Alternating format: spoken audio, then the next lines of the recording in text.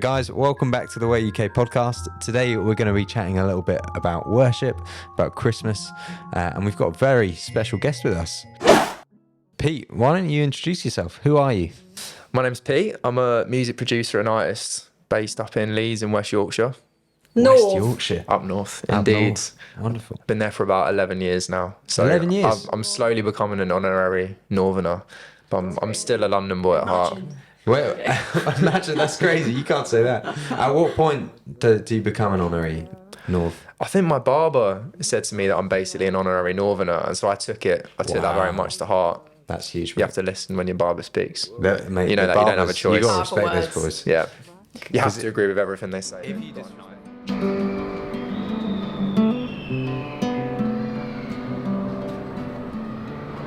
Oh, holy night, the stars are brightly shining. It is the night of our dear Savior's birth. Long lay the world in sin and error pining, till He and the soul felt its worth. The thrill of hope, the weary world rejoices beyond the waves. A new and glorious morning.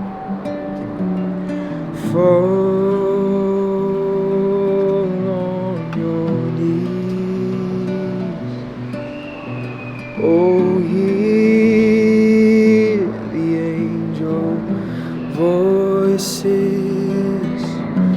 oh, night divine, oh, night when Christ was born, oh, night divine, oh night divine.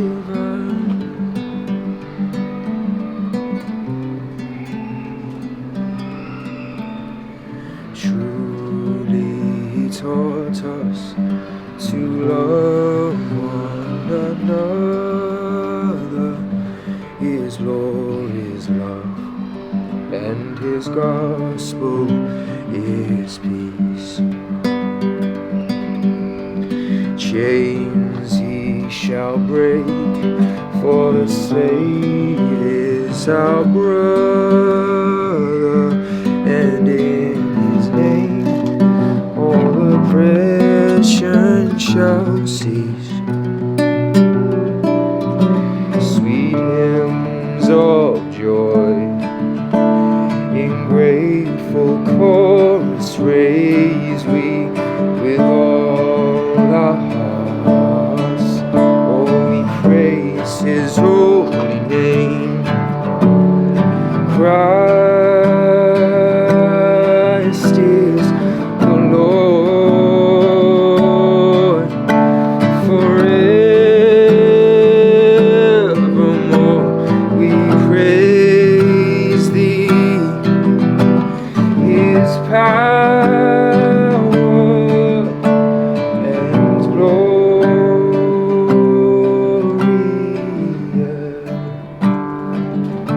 evermore proclaim. His power and glory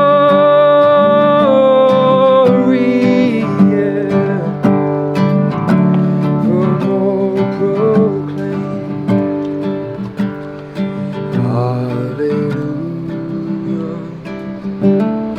hallelujah, hallelujah, hallelujah.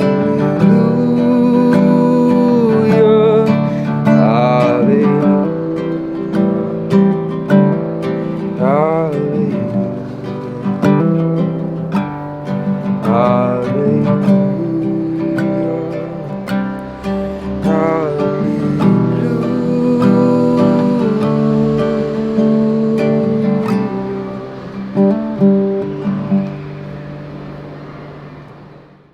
anyway, Pete, the first question we have for you. Yeah. We just want to hear about your story. How did you become a Christian? Do you know what? I think I can't really pinpoint exactly when I, like, you know, said, Jesus, will you be my Lord and Savior? Or, you know, the kind of the words or whatever. My parents only became Christians like 2 years before I was born. So they were like, we're kind of, me and my brother are like basically, what would you call it? Like second generation Christians. So they raised us quite like, you know, on it in that sense. So we didn't really have a choice. We were brought up going to church.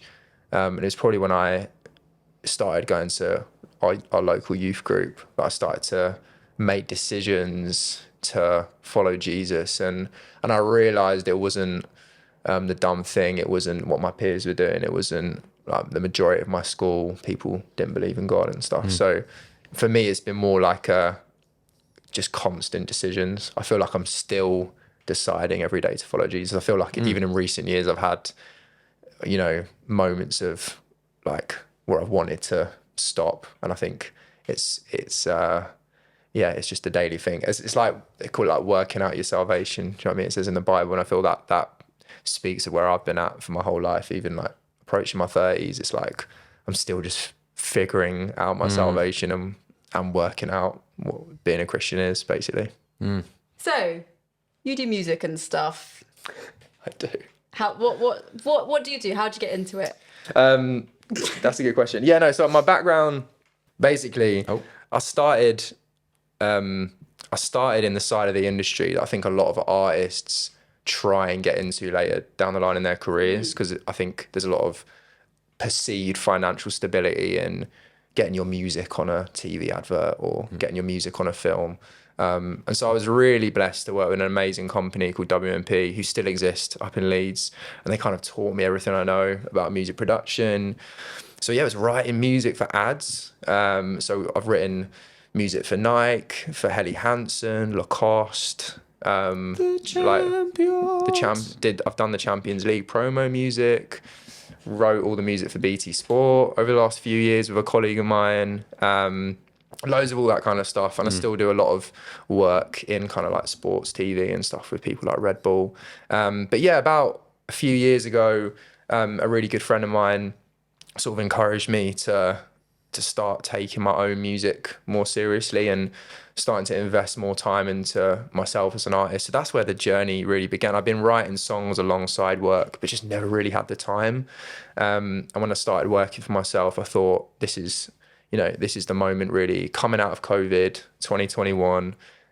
What does it look like to start prioritizing time that's not just like grinding into business, but actually writing songs? And what would it look like to be an artist? And so, yeah, earlier this year in February, I released my debut single, which was nerve-wracking to say the least. And I feel like a bit of a imposter. I feel like an absolute amateur. I'm still working out how to be an artist and what that looks like. Because my background is just in the kind of like professional music space. Whereas, well, this is professional, but it just feels like so much more vulnerable. It's me. I can't just hide behind like, you know, like the visuals. It's quite exposing. So I'm still early on in that journey. And then I guess working out, what does it mean to be a Christian and an artist at the same time? You know, how much do I want to talk about that? How much do I want people to know about that? What does it mean to be an artist and a Christian at the same time? And do you think that it's like a calling to be an artist from God? Or was it just kind of a natural step? It's the only, to be honest, Jesse, it's the only thing I ever felt like I was good at. So I kind of, even like, you know, what to do in life. I was a bit like, you know, I was 18 thinking, I kind of want to go uni. I'm going to study music. I didn't feel like I was ever good at anything else. So I just went and did that. And I wouldn't say I felt like this calling, like I must do this, like God's making me do this. I've sort of just, like I said, just making choices and then finding myself in places. And if certain doors have opened, just being like, just going for it a little bit. like if you said to me 5 years ago, like by 2023 you would have been 2 years into like running your own music business thing, I'd be like, no, there's no way that's going to happen, because I was feeling quite comfortable a few years ago. But yeah, I wouldn't say I've ever felt this sense of like, this is what God's wanting me to do. I've just sort of been doing it, if that makes sense. That's how God works quite a lot, isn't it? It's through the natural gifts that He's given you. Like that's. Well, I find for me that's a lot how God works. I don't feel called. I know I don't know if you're a bit different with it, but I don't feel like there's like calling to do my creative stuff or whatever. It's like, well, I'm good at it and I'm going to use that for God. How do you find with your like music and whatnot? Yeah, I think it's one of the best way God speaks is through our lives and like how things line up. I find. So for me, similar. There was one thing that I was good at when I started picking it up, because I also do music, but I started when I was like 14, which is a bit late to the game compared to some of these players who've been like 5. But I just would pick it up quite quickly, and then I'd be like, okay, Lord, I've got this skill. This feels like this is the thing. What do you think? And then suddenly he'd open up. Yeah. I'd get a text from this big producer like, hey, can you come and hang out with me here? Or I get a text from someone else saying, oh, can you come to the studio? Or someone follows me on Instagram who's like, can we hang out? And I look at their Instagram and they're like touring with XYZ, and I'm like, how am I here? Like, how have I been placed in these situations? And therefore you can kind of, almost put the dots together and be like, okay, God is clearly ordaining this and blessing this and calling this. But I think sometimes I still have to remember that God is in that space quite a lot, because it's when you're in a good flow and a good rhythm of working or doing this or doing this. Sometimes actually, as you said, you were quite comfortable a few years ago. Sometimes in comfort we forget to see God. And I just wonder, in this new time for you, Pete, as you're stepping into more artistry, a bit more vulnerable, running your own, music business, how do you find God within that? It's a good question. I think, to be honest, a part of it on the business side of things, it's just trying to work out what it looks like to run a like financially ethical business model. So, like, what does it look like to run a business where you're still thinking about giving money away, which isn't very how you're thinking about being profitable and sustainable, but at the same time not falling into the trap of just thinking about money constantly and not about anything else. And also I didn't realize how easy it was to slip into things like just trying to avoid tax and all that kind of stuff. That's a conversation for another day. But yeah, we live in a country that prioritizes for business owners, especially, being able to like save as much money as possible and basically keep as much for yourself. It's just like, as Christians, what does Jesus say about that? And what, for us, what is God saying for us to do? So that's on the business side. In terms of being an artist, I think it's been a really tricky thing for me, and I'm still trying to work out what it means to be real and be myself. And I think in the music industry, it's really easy to be boxed. So for Christians, often once you're in the Christian and gospel section on like Apple Music or Spotify or whatever, it's really easy to be seen constantly in that guise. And I think for me, I've always just written the music that I wanted to write and spoken about the things I wanted to speak about. And I've not been shy to say that I'm a Christian. So my faith is always going to impact my music, whether I'm singing about love in like a relationship or talking about God and stuff. It all feels the same to me. So it's a really interesting time and to navigate that, because I feel like the way we listen to music nowadays, I don't think we're thinking about like genres and like Christian, non-Christian, all that kind of stuff too much. So there's an opportunity there to be a Christian and just make the music you want to make, but be in all kinds of different spaces. So I'm still trying to figure that one out. And it's just, again, going at a pace where you can still make decisions from what you feel like God's saying to you, and not rushing ahead and getting carried away too quickly. Not thinking too much of yourself, basically. Yeah, it's great. think because you hear quite a lot about the music industry being quite like a dark place. Have you experienced much of that, and how like God's worked through you in that?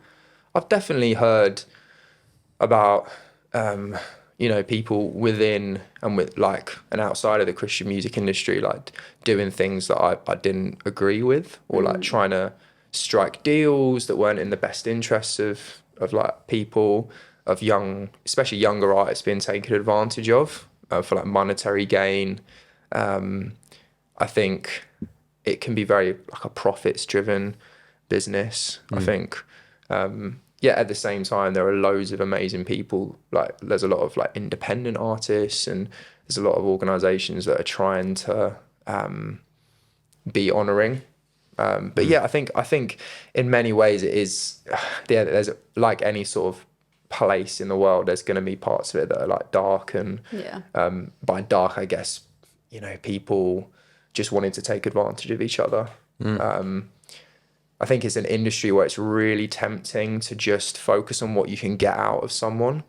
So I meet you and I find out that you're the sister of someone, or someone, and immediately I'm like, oh, Izzy's like way more interesting than I thought, and like I want to kind of befriend you more. But it's not just because of who you are as a person, it's because of who you know and what you can give me. And I think that kind of social climbing is something we've all got to watch out for wherever God's placing us, because someone's value shouldn't be based on what they can give us and who they are and who they know. But it's a real temptation, because you're thinking, oh, but we can get quite strategic, but I think we can get overly too strategic sometimes. In friendship, it's like such a weird thing to be strategic in friendship. That's not how it was designed to be at all, was it? No. I love what you've touched upon so far about how, what it looks like generally on a day-to-day to be set apart for God is just by like being gracious and not wanting to take advantage, but just to actually give more. Even when we talked about being in the music business, it's awesome.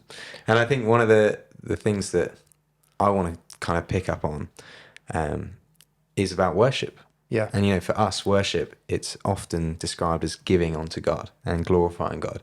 You read in the Bible when Mary like pours out her alabaster jar all over Jesus' feet, and it's taking what you have and what's precious to you, and it's like giving it to God. That for us is worship. But particularly in music has played such a fundamental role for the past like 60 years in the Christian faith. Yeah, of course. Christian worship. I guess as a young Christian guy who's entering the music industry, what I've known as Christian worship is very congregational. Whereas now I look at the Christian worship scene and it's kind of alternative. It's not conformed to a genre. It's kind of very different. And I guess for you, what does worship look like? I think firstly, I would distinguish between like congregational worship. So we're gathering together on a Sunday, and singing is something we get to do together that shows our unity, and it speaks to each other encouragement and speaks to each other of like who God is.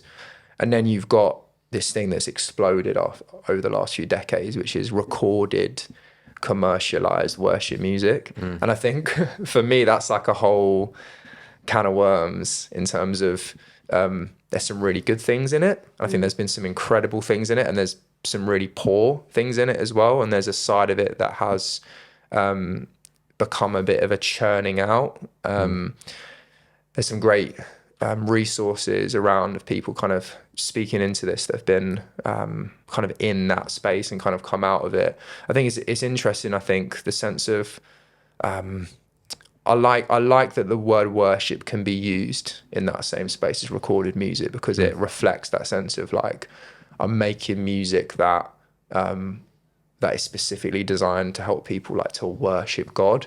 I think what's interesting is we're mostly consuming that music on our own. And so if you follow the through line from a worship band or someone famous has recorded a song that's designed for you to sing at your church, but you're mostly consuming that on your own, like having a quiet time or reflective time or listening on your train journey to work, you're the expectation might be that you want to sing your favorite songs in church on a Sunday. But for me, there needs to be a massive distinction between you on your own in your room, worshiping with a song, to you with your brothers and sisters in Christ, singing together. And I think that is something that's gotten quite mushy and confused. I don't know what your guys' experience at church are, like what kind of songs you sing. But for me, my experience the last, 20 odd years has been, we sing the songs that are the most popular. And there's a reason why those songs are really popular. Part of it's because they're really good and they're catchy. I'd argue that some of them are really not good, but I think there's a desire for us to sing those songs, but it's interesting the way that the angle that's come from. People are writing songs from the other side of the world for us to sing in our like local community churches, but the reason we want to sing them is because we really like them personally, not because these songs serve us coming together in unity on a Sunday to sing corporately. Because then it's so easy to just get in your little box and be like, okay, like I'm singing to the audience of one, it's just me and God right now. And I'm like, it isn't just you and God. What if you've got your brother to your left who's like bawling his eyes out, he's had a hard week, like are you gonna turn and look to him? What about your sister on your right? What's the distinguishing factor? Or do we just really enjoy singing? And the singing's great, but you might as well go to a gig. What's the scripture where it says sing to each other? There's a scripture in the Bible where it talks about worship. Sing psalms and spiritual songs and all that kind of stuff. There's a specific part. I can't remember what it is, but it's the argument for why church services should be round. It's because apparently there's a scripture where you're meant to sing to your brothers and sisters. I can't remember. How would you feel about that if you were? Have you guys done church in the round? We have. How did you find looking at someone as you were singing? Did you catch anyone's eye? I just closed my eyes. I loved Stu Bewley's dancing. Niche ref, but it was beautiful. Yeah, I think it is really interesting thinking about the different types of like recorded worship. Because I think that there are different types of it too. You're right. They all have different purposes. But even some songs we sing are more God focused or me focused, and which ones are appropriate for when and what's their reasoning behind it. I think it's really interesting. But I think the power of the congregation worship is it's when we sing God's name, when we bless his name, like things change, like God is there. When we're gathered, like two or more in his name, God is there. So I think it is so powerful. Like sung worship is so powerful. But it is interesting the thinking of the different contexts, I guess, that it could be used. And I think that's interesting as well because in a sense, it's created this genre called worship music. And like you both put, Jesse, you put as well, that's how it is. It's not limited to a genre. Like you could have called it soft rock at points. You could call it pop, but it's weirdly become a genre. But it's still this kind of behemoth that's like feeding like churches throughout the UK. If like we can talk about our own context in London and Leeds or whatever. And I just find that really interesting because for me as an artist, like I don't write worship music, but I like to think that there's some, there could be points where the music is like worshipful in a sense. If that's like if we want to understand worship as this kind of like, it's what we're doing with our lives. And so singing is just kind of an extension of it.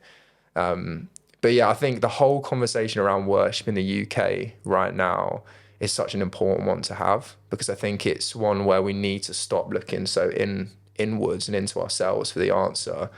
And as you're saying, Izzy being able to like come together and like put God like where he needs praise. Just exactly. Praise. It's not about us. Yeah.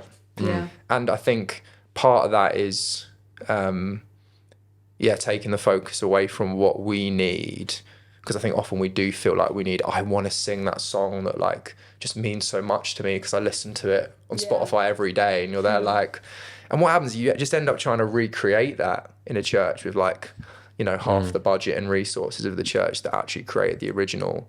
And I think there should be a call in this country for people to start writing their own songs for the quality to be lower for a long time, and for it to feel local and specific. Like, what if people in their churches were writing songs about things where they were like, I know that, you know, Tina over here and Sandra over here both, like, you know, both miscarried. Wow. And therefore, we need to sing more songs of lament this month because we've got a congregation full of people that are grieving. So where are the songs we're writing about lament? Because no one's writing songs about lament because it doesn't sell. Like, that's the reality of it. Like, the worship music industry is still an industry. It's still a business. Yeah. Like, it's got to make money, but church is like, we're not trying to make money. We're trying to encourage one another. So it's messy, but I feel like my generation, your guys' generation, crying out for something real. Yeah. And like, we're desperate for worship to not just be this thing we're consuming. We don't want baby food anymore. We're like, we don't want to be like just given stuff, like given experiences. Like, we want God. Yeah. Like, we're aware that God is so close to us right now that it's almost like uncomfortable how close God is. But in the past, it's like we've been given this baby food and we've been like given these experiences to like help us acknowledge how close God is to us. But actually, I think we're crying out for a worship in our churches that is authentic and real and is congregation led in its worship to God, not just led from the front and given to us like silver spoon. Oh, that's brilliant, Pete. That's all.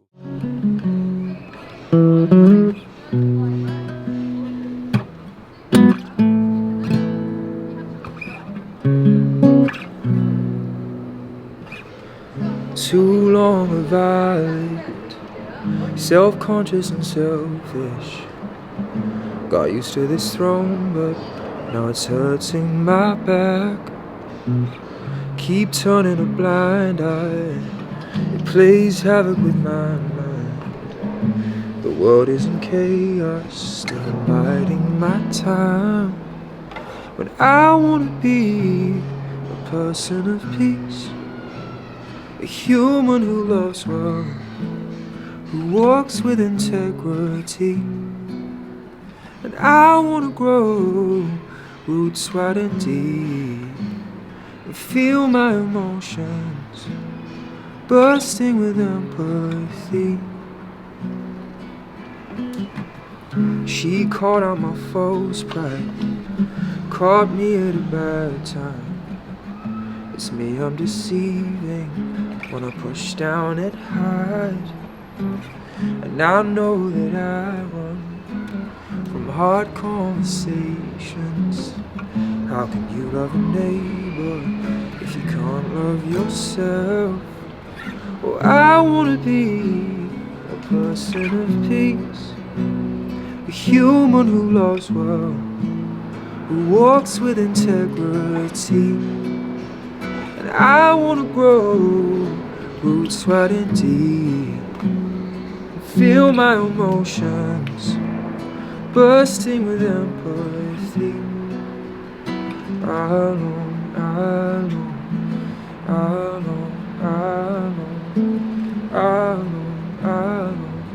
peace.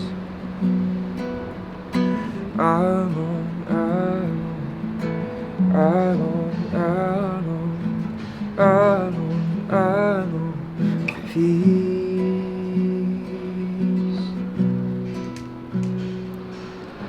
I wanna be a person of peace, a human who loves well, who walks with integrity. And I wanna grow roots wide and deep, and let my emotions roll with the morning tide. I guess the one thing I'd like to pick up from all that you said is just kind of like almost the consumeristic, I don't know, consumeristic vibe of worship is what you were saying. It's like, oh, we wouldn't write songs about lament because it wouldn't sell. it's like supply demand. People want this song, so they're listening to it in their rooms and they want it in church. And I guess we're coming up to Christmas, which is also known as one of the most is consumeristic a word? Yeah. It is great. One of the most consumeristic times. Everyone's buying gifts, but also for the church, it's the time to bring in as many people as they can. It's like you hear everywhere, go invite your friends to the Christmas carol service. Come bring your friends in. Well, you did a little carols on a... We did do carols on the tube. You'll find that, you'll see that on YouTube next week or something. I'm not sure. Or it was last week. Go back and watch the video last week, carols on the tube. But the point is, that's almost the time where we, as a church, often the habit is to go, okay, how can we supply the world's demands, which is we want an experience, we want a show, we want Christmas carols to feel all jolly. Yeah. Do you think that's right?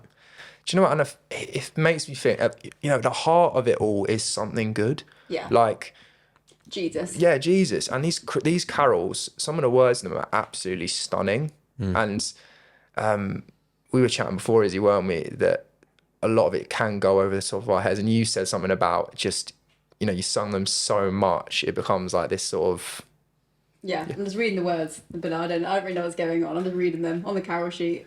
Yeah, and like, you're singing Gloria and trying to like hold your breath to get through all the like angels we have heard on high. It feels a bit old timey, and there's a sense of it. It does feel nostalgic. Yeah.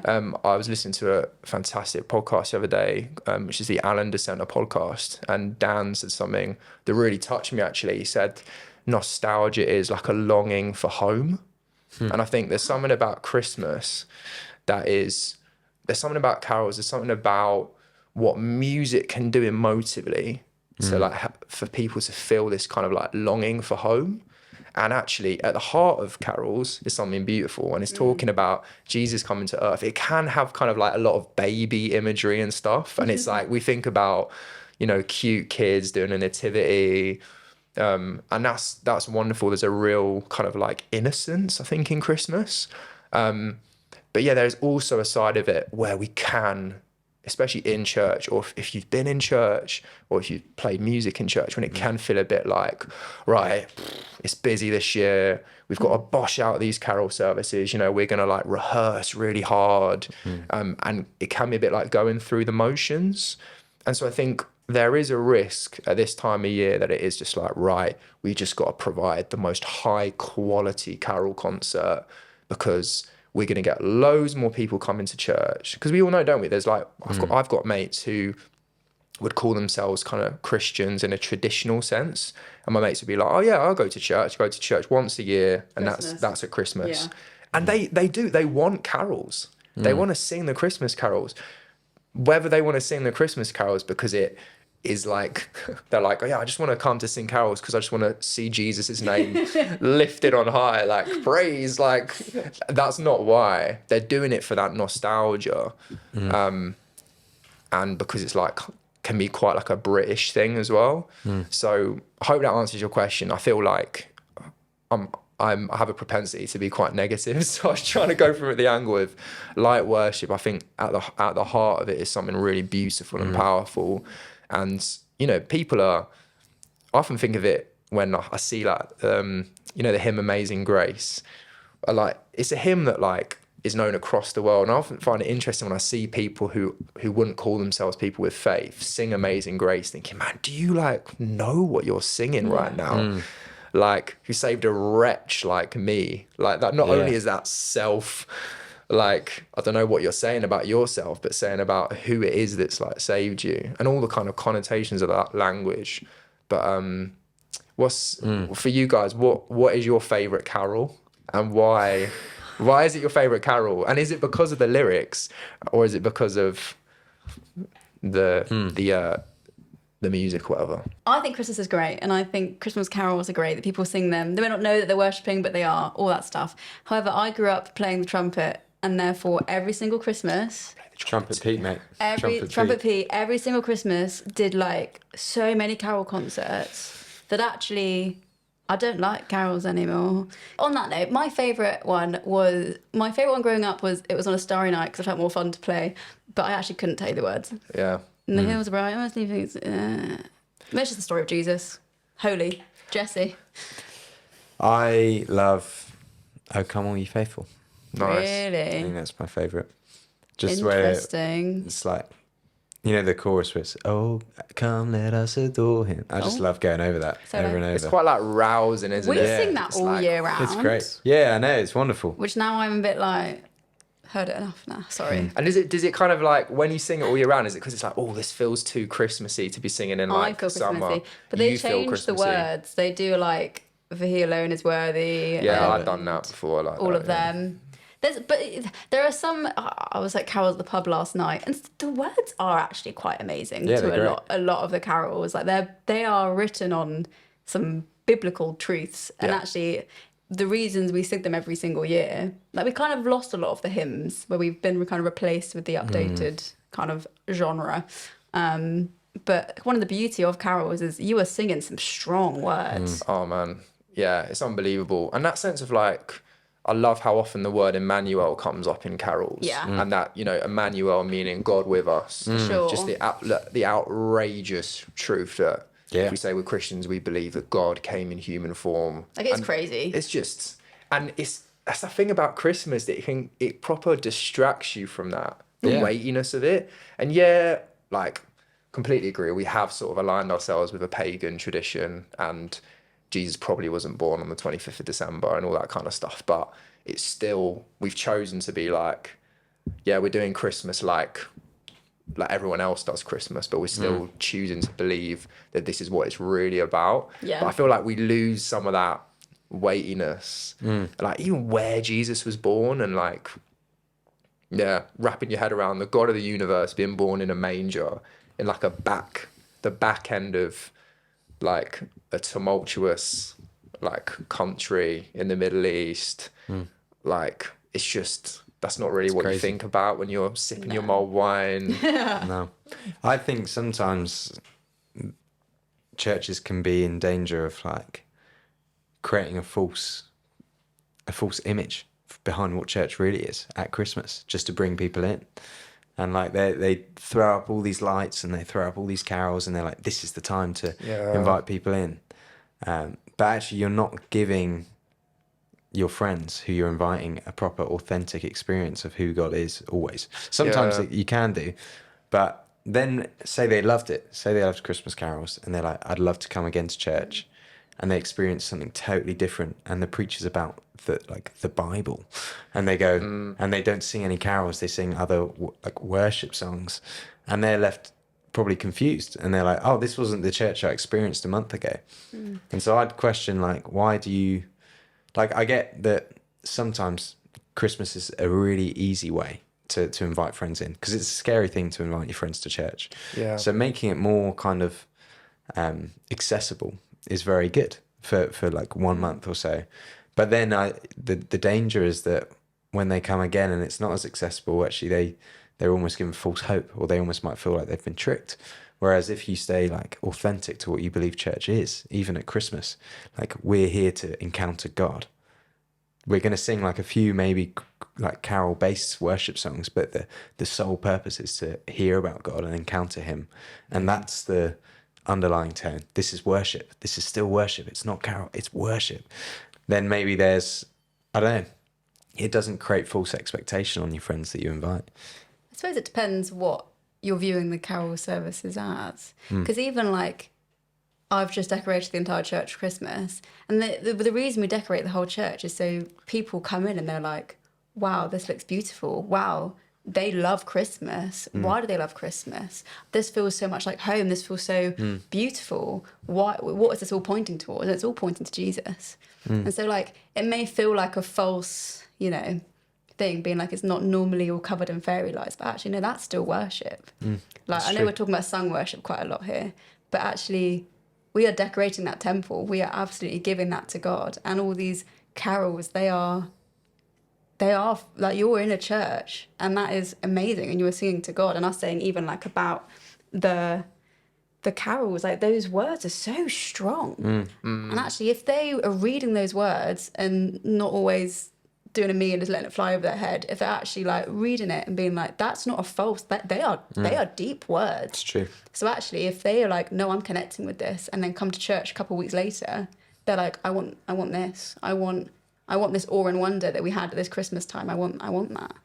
I think I guess in that sense, it's a different kind of invite Yeah. for your friends.